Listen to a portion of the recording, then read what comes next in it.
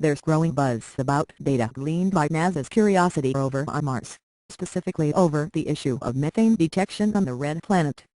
On one hand, methane can be geological in origin. But then there's the prospect that the gas is biotic, or caused by living organisms, meaning it could be the gaseous residue of long-extinct microbes or even the output of Martian organisms alive and well today. Curiosity is toting the Sample Analysis at Mars Instrument Suite, or SAM, an onboard lab that accounts for more than half of the science payload on the 1-ton rover. Thank you for trying verbose. This recording will go away once the product has been purchased. Though SAM's components would ordinarily fill a laboratory here on Earth, they have been miniaturized to roughly the size of a microwave oven in order to fit inside the robot. SAM's duty is to analyze gases that are either sniffed directly from the Martian atmosphere, which it has done several times, or extracted from soil or powdered rock samples by heating or chemically treating the samples. Provided by NASA's Goddard Space Flight Center, SAM is on the search for compounds of the element carbon, including methane, that are associated with life. SAM will also explore ways in which thank you for trying verbose.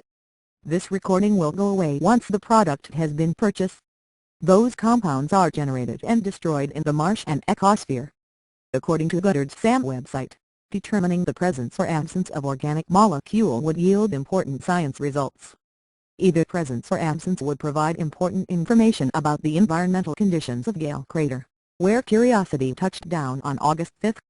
If SAM does find organic material, the next step would be to determine the origin and the nature of preservation of the molecules. But if SAM does not find organic material, the better place to look might be below the surface.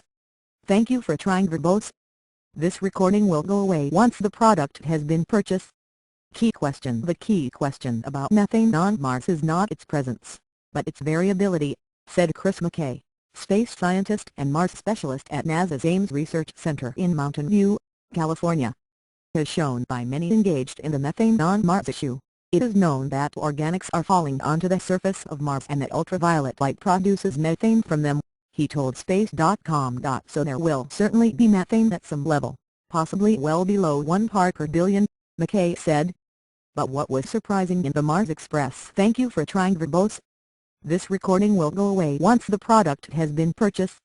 Results and the Earth-based observations with the variability, he added, referring to the European Space Agency's Mars Express orbiter. Methane on Mars should have a lifetime of 300 years and should not be variable.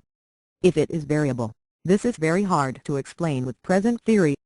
It requires unexpected sources and unexpected sinks. In terms of Curiosity's SAM instrument, McKay said that the key will be the tracking of whatever methane is seen over time. If it's constant, then this can be reconciled with normal processes and the meteoritic source of organics. If it's highly variable, then thank you for trying verbose. This recording will go away once the product has been purchased. All bets are off.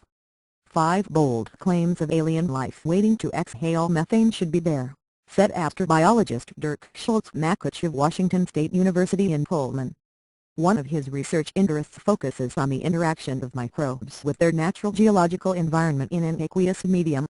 Schultz-Makuch says his view is based on 3 independent earlier studies, with methane usually associated with biological activity or ancient biology activity. Methane is really quite a rare gas in hydrothermal/volcanic exhalations. Thus a methane detection with the rover would be exciting and could point to biology, especially thank you for trying verbose. This recording will go away once the product has been purchased.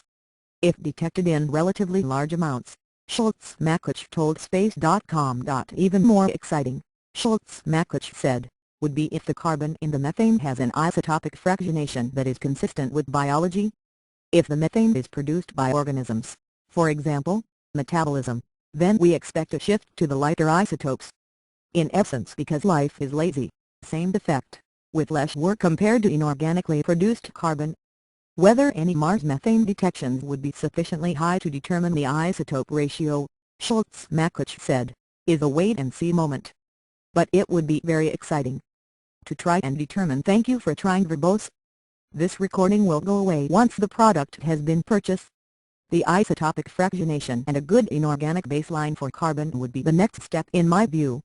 7 Biggest Mysteries of Mars Modeling Research. Melinda Chizek, an astronomy graduate student at New Mexico State University, recently outlined her research results on mapping the simulated methane distribution during different seasons on Mars. She presented her findings during last week's American Astronomical Society's Division for Planetary Sciences meeting in Reno, Nevada. Chilzek told Space.com that she too is eager to see the Curiosity results announced. Chilzek is working on computer simulations using the NASA/Ames "Thank you for trying" verbose. This recording will go away once the product has been purchased. Mars Atmosphere General Circulation Model to replicate trace gases in the Martian atmosphere. Her modeling research enables the tracing back of detected methane to its source location to see whether it is coming from something like a